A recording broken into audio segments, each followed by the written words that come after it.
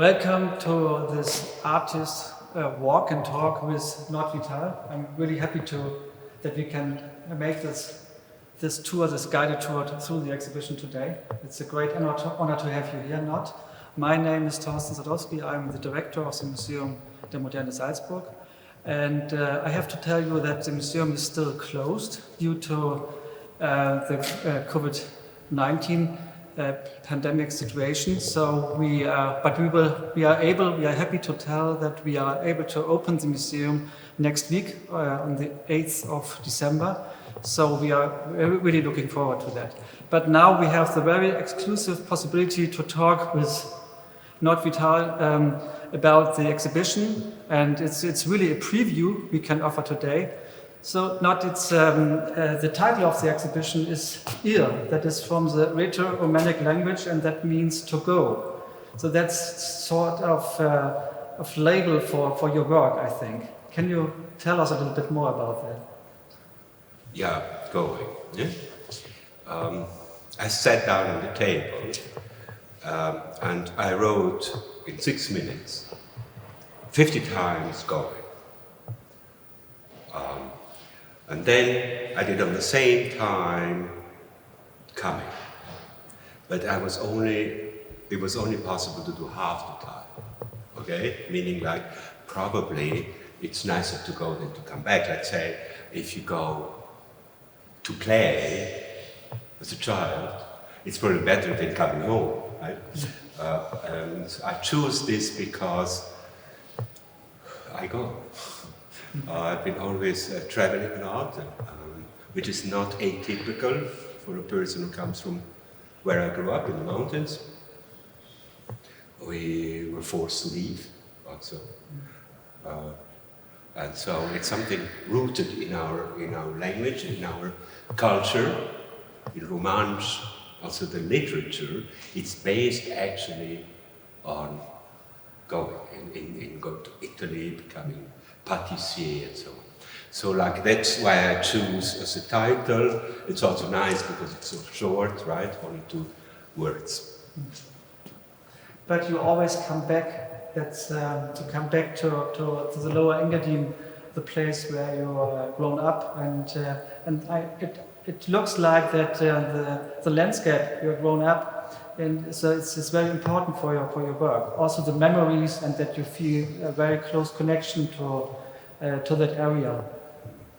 Yeah, of course, it's my culture, not only the language, because the language, my mother language is only spoken by, my dialect actually is spoken by less than 5,000 people.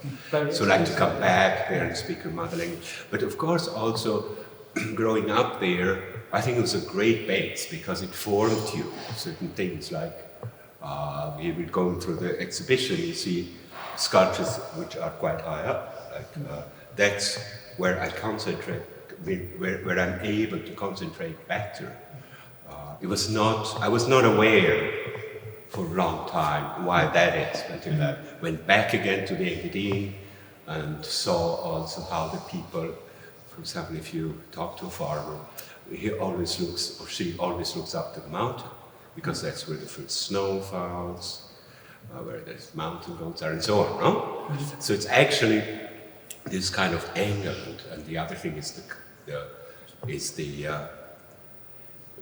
color, because it's like we have 5 months snow, so of course my eyes are more sensitive to snow, to the color of white.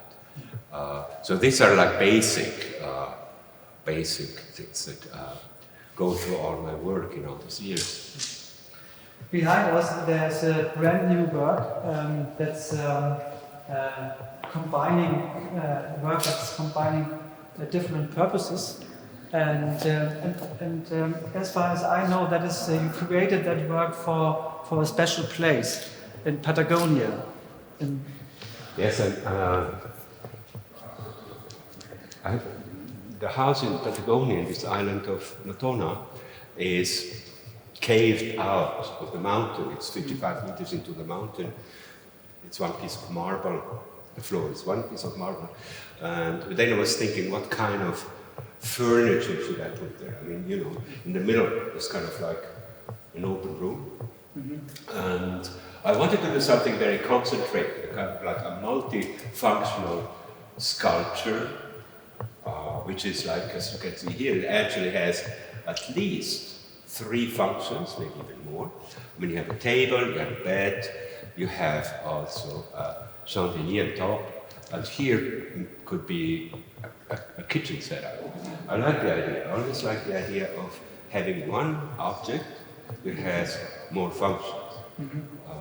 In my hometown, in the park, I always point to this one piece, which is a handrail and the water pipe. I mean, it's not that easy. It doesn't happen quite often when you have like one object that has 2 functions. So this has more functions. And it's also part of what I'm very interested in. I call it sculpture architecture. I mean, this is maybe even, it's not only architecture, but it's also furniture. But the combination of sculpture and architecture we have also here, in this group of works. So in the middle, the title for this is Cradle, Chair and Coffin. So it's also here we have this idea of multifunctional purpose. What is going on the other room? No, that's from the other level. Okay, yes, here we have, again, like we have one object, or actually 4, okay, and so this has also different purposes, right? This can be a cradle, it can be a bed, it could be a coffin, so you have one piece in front. And also the detail is always very important. Is that the room where this will go has a round opening, has a window at the very end to face in the west where the sun sets. And so like even if you sit in here, the window, instead of going outside, comes in, it reflects, it's actually like a mirror. I kind of always like the idea of like in and out, but it has different materials, different purposes, different views. So this work looks very, very minimalistic. So reduced minimalistic, and we have these shiny surfaces mirroring the surroundings. You have other part of your work are much more organic forms. And over there we have a huge bone, so that it's made of different material.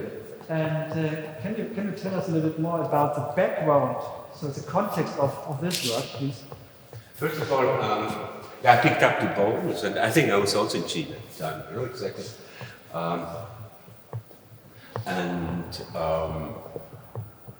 I wanted to make them in a lighter material, something I could carry. With this being bronze, I couldn't. So this is aluminum. It took me a while to see how could these bones marry. By putting one on top of the other, never worked. Underneath the other didn't work. So you start actually like everything. You start like destroying, or like cut it in half, and one goes into the other. Now what's happening here is that we filled up with water, even though the sculpture is actually light, but it's very heavy now because it's filled up with water all the way to here. Yes. And this bone goes up and down. I mean, it's very much like a barometer, a thermometer. And you can see it goes up and down. Scratches a bit. This could also be, for example, also as an outside sculpture. When it rains, yes, the temperature goes up and so on. No? So it's it's actually something we could measure. Yeah, kinetic sculpture. Kinetic, yes. Yes. Yes. But this inspiration by organic forms, it looks a little bit archaic, but I think that is quite typical for your starting points somehow. Then you're using bones and natural materials, so that is quite important for your. Well, it's always what you find around you, no? Yeah. I mean, or what you see around you. Yeah. I mean, the house I grew up in Switzerland had antlers, because my father was also a hunter or something. So like you see the antlers, you know, or the entrance is the antlers. So like you get used to it until you start thinking, you know, what should I do with these antlers, right?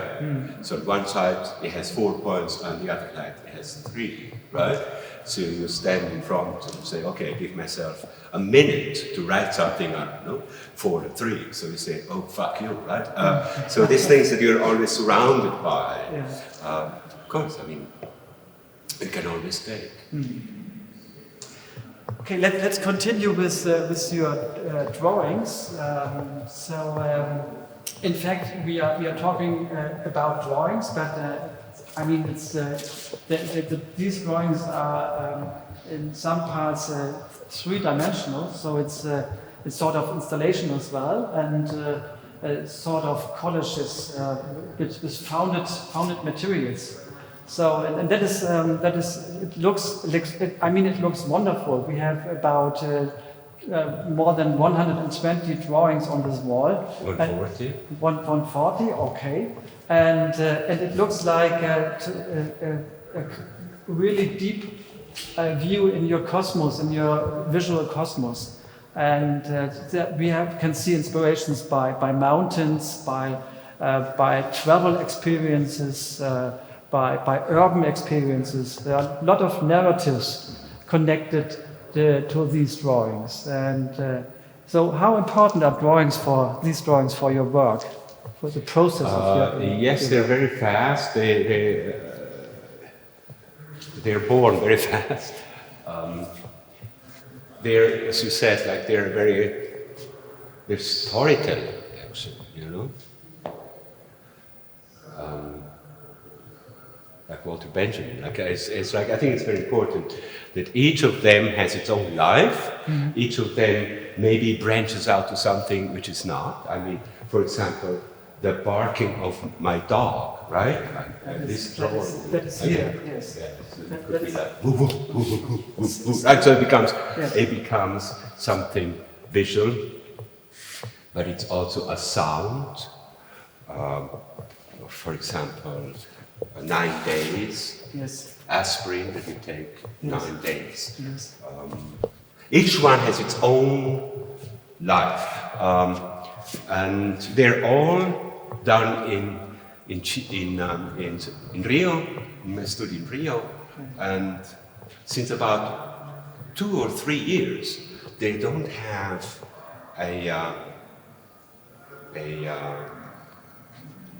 art supply store anymore. It was called Casa Cruz, closed down. So now you have to find them elsewhere, right? I mean, you find it on the street, you go to hardware stores, and so like a lot of things here are from the hardware store or from the pharmacy, right? So through that, it opened up kind of like a new world for me. But you said that all of these drawings are created in Rio. It's a studio in Rio. So is that the place? This is very important to do different works of art. Well, certain works of art. I mean, it's how your mind works, right? I mean, of course, I started in New York with the same drawing pad, 17 by 14, always since like the 80s. And then, as I traveled, I took these pads with me. So I went to Cuba, I went to Thailand, and so there are always certain places where I have been drawing. I mean, for example, in Thailand, it's called the Sukhothai series, which I was in this hotel Sukhothai. So in 1 week or 10 days, you did so many drawings, right? And so this is actually now a place which in the last maybe 20 years I've done a lot in Brazil.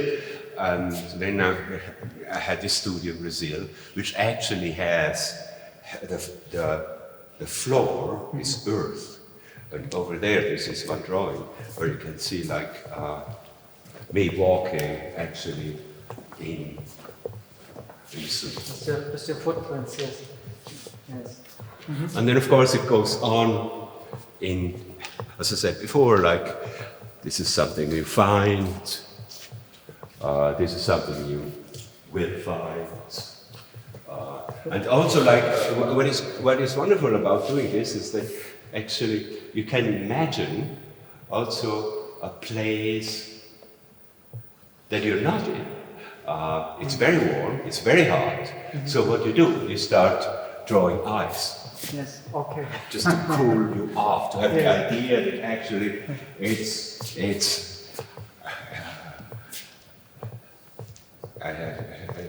bearable, right?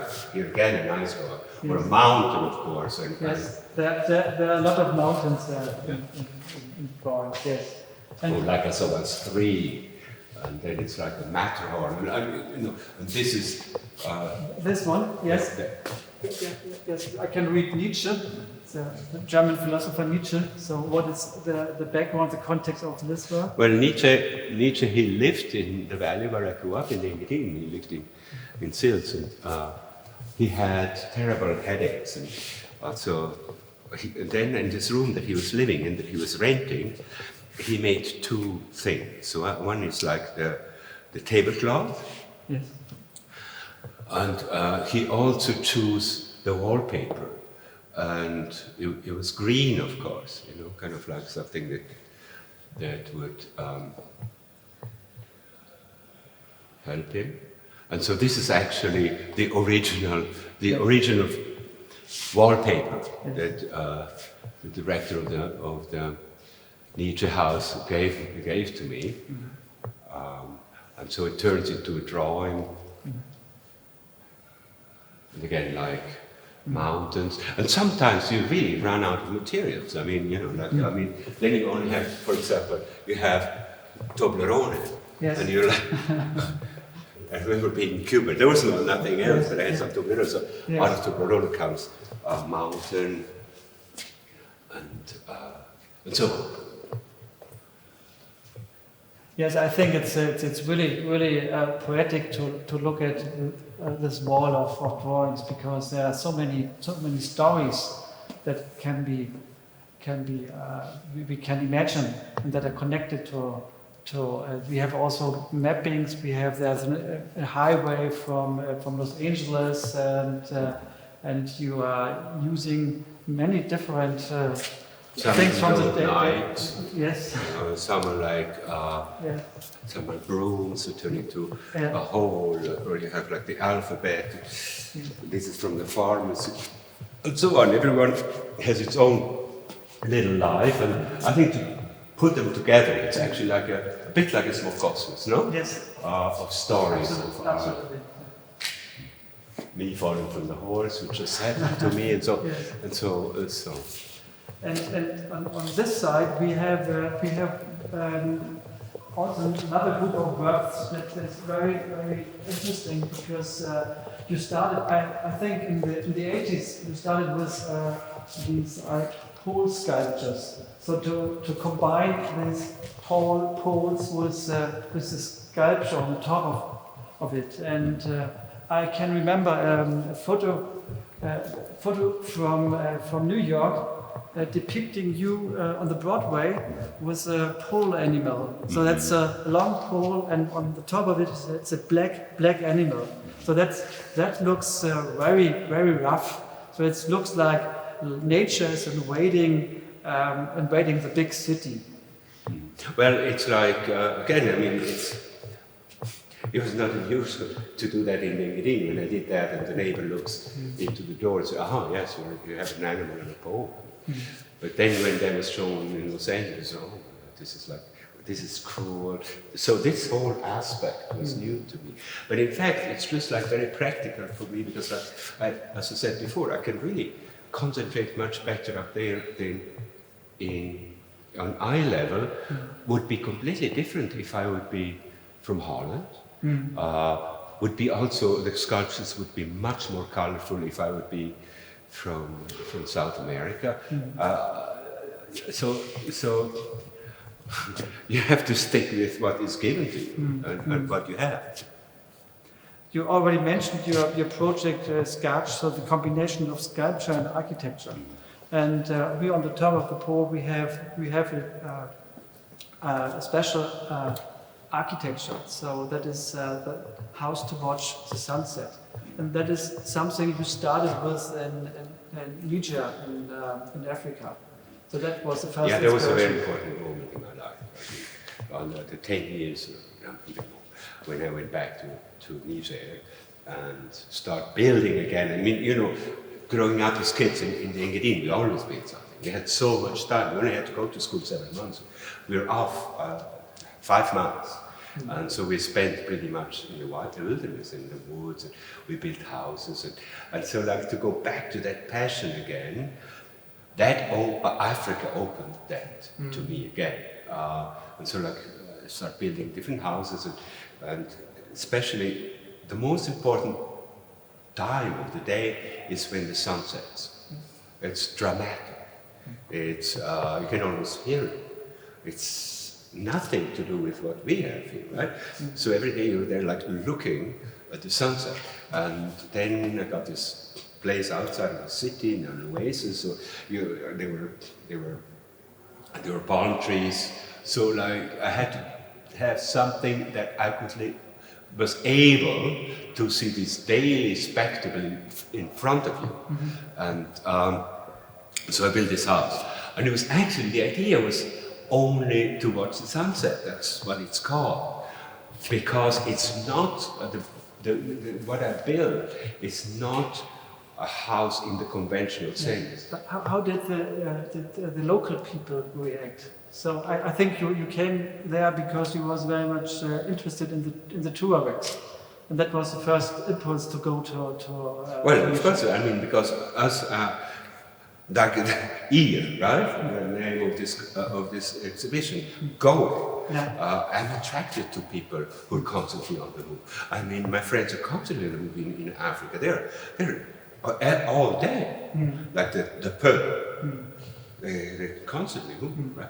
And so I was attracted, and that's to that. And so I went there, and it was, I must say, it was almost like going home. It was like something so, I felt immediately at ease.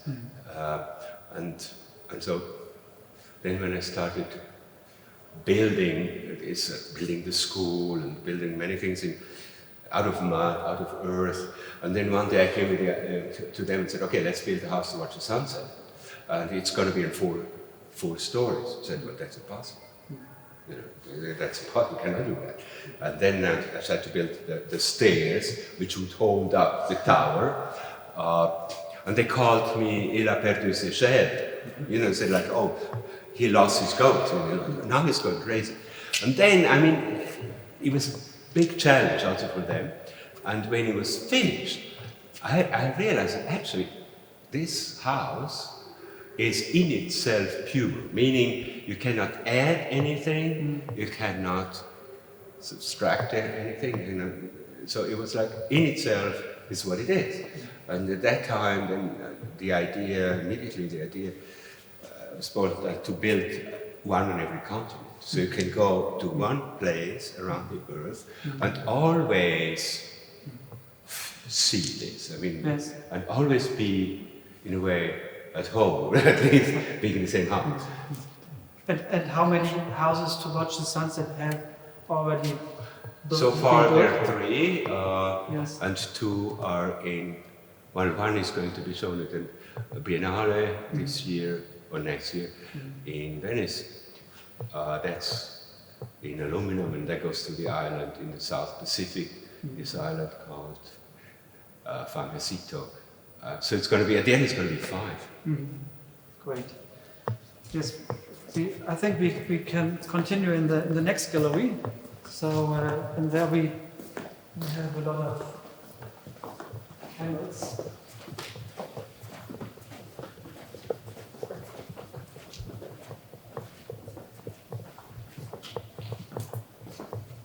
So this is a really special work. We have a lot of we have a lot of camel heads of camels, and but it looks also like ruins. So it's connected with the idea of deconstruction, and so you told me that these heads of camels that have been made for an exhibition in Russia. In Russia, yeah, yes. Tetrikov Museum. Yes. Yeah. And it was like this big room of 300 square meters, and then I placed 300 camels on it. And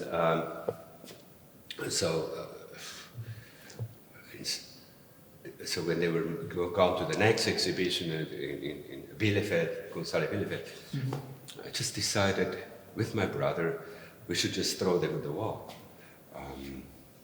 Also, so that somehow it's a unity, it's more complex, it's a mountain, and so that's what we did. And it is something which reminds me again of where the camels come from. I mean, for example, in Africa, in the middle of the towns, you constantly see these mounds of debris, of garbage, sometimes also heads, whatever. So it's kind of also reminds me also of that time in Africa. Yes, and camels can also be regarded as a very typical icon of nomadism, I think. So it's of course, I mean it's like I mean it's also like if we talk about before multifunctionalism, this animal. I mean, first of all, you can go through the desert forever, right? I mean, for weeks. But also, when the animal shits, the dirt, you can immediately use it to make tea. It's so dry that you can use it. I mean, how great is it? So, yeah, it always has been, I also had camels in Africa, and it was like really an animal that's, you feel, at least I feel very close, also because it really looks at you. I mean, it's also parallel, one of the few animals where the head is parallel to the earth. It's not like the cow, not like the horse, but this is really, and sometimes it really looks at you. I mean, it's something unusual. It's, but you always have to choose something, right? Yes. You have to choose a friend, you have to choose a wife, you have to choose whatever. And so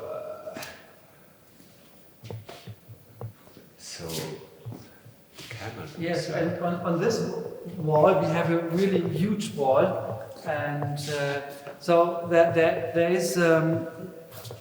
It's important to mention that you are also influenced by Surrealism. There's a close connection to Surrealism, and I think that this work is demonstrating Surrealism because we have this artificial hair, and then we have tongues in bronze, and so that looks really strange, very special, very fascinating, and so can you tell a little bit more about this? Well, in fact, maybe this is in a way related to the beginning, right? Where we have like this chair which has the functions, whatever. But this is just the opposite. It has nothing to do with it, right? I mean, it was a moment when I was working that I was trying to put two elements together which are completely different, which is even more difficult sometimes. I remember like doing a sculpture which was called assholes and Coca-Cola, right? Or like, or sausage with ears, or like, so this comes maybe from that time where we have like hair and tongue. I mean, hair and tongue can be also related. And then while we was installing yesterday, Georgia said like, well, actually, this is also something in Romanian, my mother language, which is also, it has like lots of surreal things, like when a kid says, I'm thirsty, you can say, then lick the wall. I mean, where does that, right? So actually, here it's like a wall with tongue. So it's always, you know, somehow related to what you're aware and to what you're not. I mean, here it's like this combination of two things that are surprising. It surprised me too. At the beginning, I didn't know how to put them together. I mean, at the end, it has to go together. It has to join. It has to get married. And this is what it is. And from Surrealism, we have here a group of works that you call a sort of reference to pop art.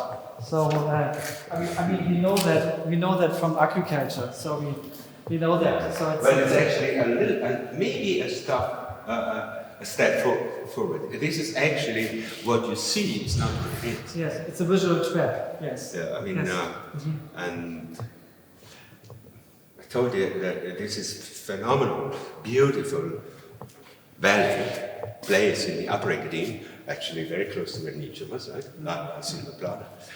And on this terrain, you can do nothing. I mean, you cannot build, you cannot put sculpture on it. You can, like, only the farmer is able to cut the grass once a year, and then there's nothing, right? So, a friend of mine invited me because he has 3 pieces of land. So I put something on it. So like, we put 4 of these sculptures. People are walking by, and it's even accepted. You know, even though you cannot put anything on this land, but this is accepted because the farmer left or forgot 4 hay bales, and people just walk by. This is also shown at Somerset in this year, Yes, in UK, yes. in the show of like scarage. Yes, but I mentioned that before. It's like a visual trap because you expect something different, and then it's both artificial and but you can relate it to the landscape, to the typical picture of the landscape, and I think that is something that makes it so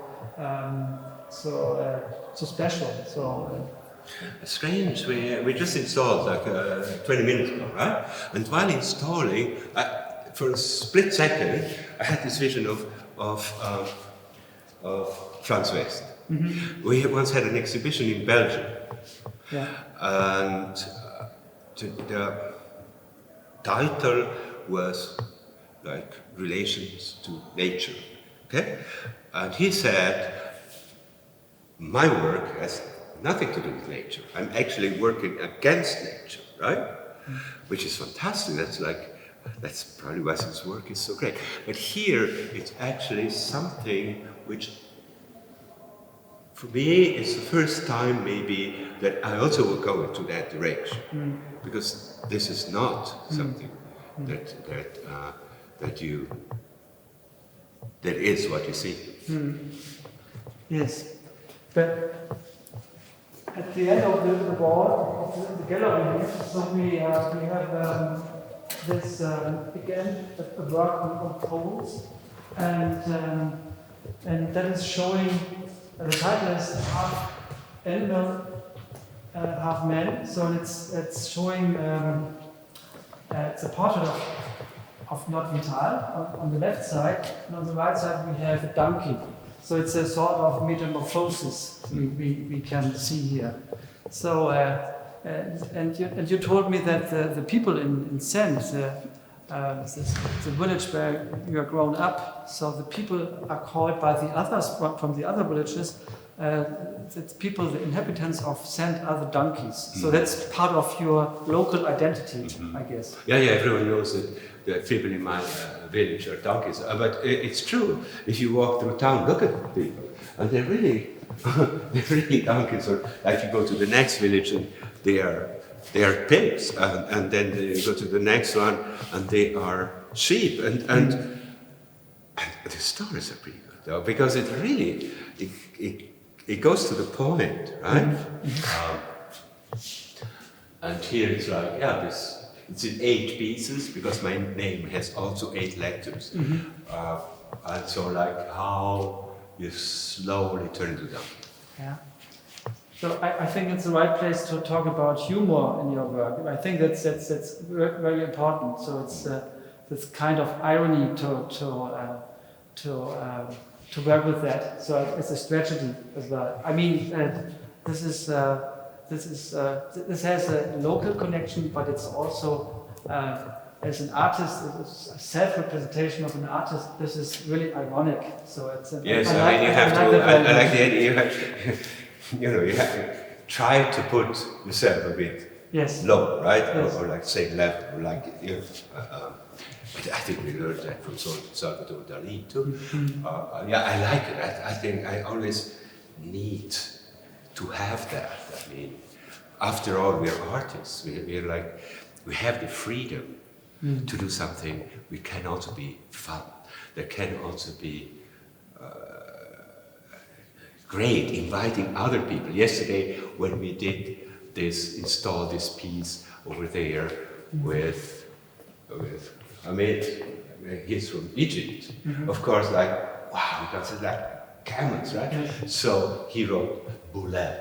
That's one place of Cairo, which I know. I mean, it's really kind of like the Bronx of Cairo.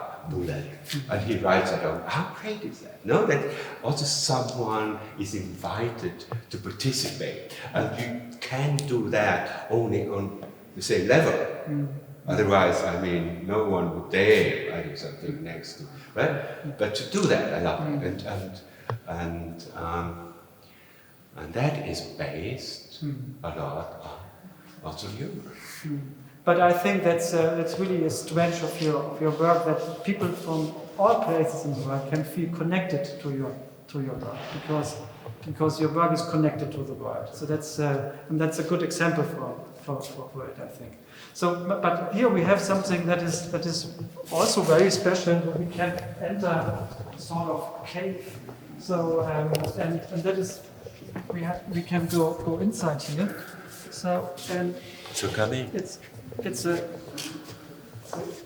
dark room, and for the viewers, they can see the atmosphere, but something what is very, very special when you are inside, that is because the space is constructed with Swiss pine tree, and the scent of the tree, that is very important here. So yeah, it's very strong. It lasts.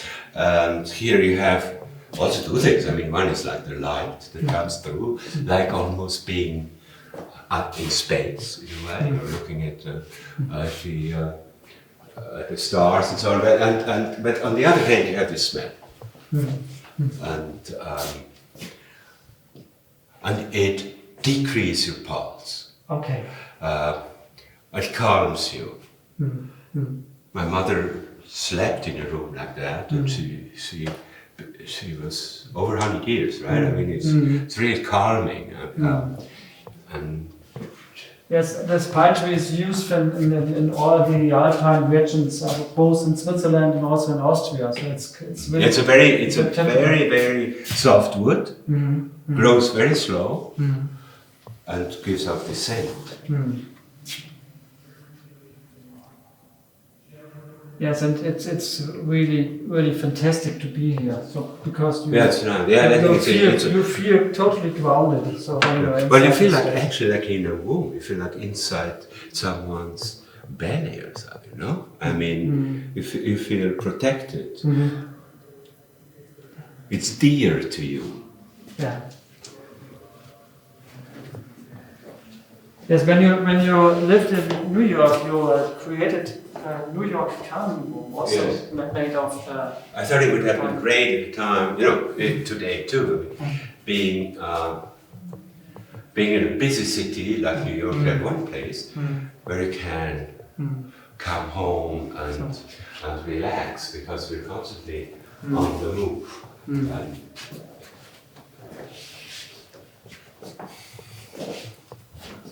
And this is actually to end this exhibition here on this floor.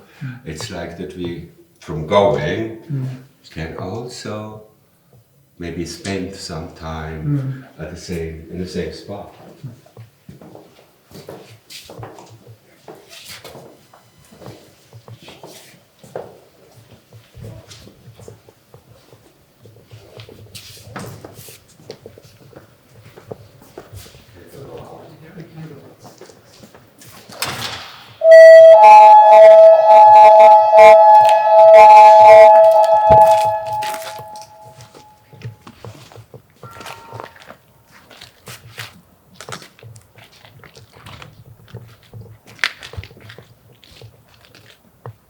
Yes, this is sort of icon for the exhibition in Salzburg. So it's This is almost a cathedral for the Camel, no? Yes, that's a cathedral for the Camel. Yes, nice expression. Yes. So we Well, have this it is here. like in many ways, it's like I like to change the inside from the outside. You know, usually if you go someplace, you see a house, and you don't even have to go into the house because you know how the house looks inside, right? I mean, Handke, die Innenwelt, die Außenwelt. Right? So here it's like different, and I think if you go to someplace, and if you can go even into a sculpture, it has to be a super. And, so like.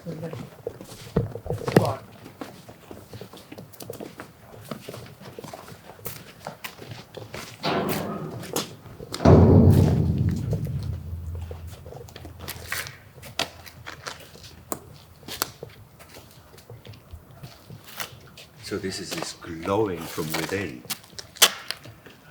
Yes, it's like an endless space, and you can get lost in this space.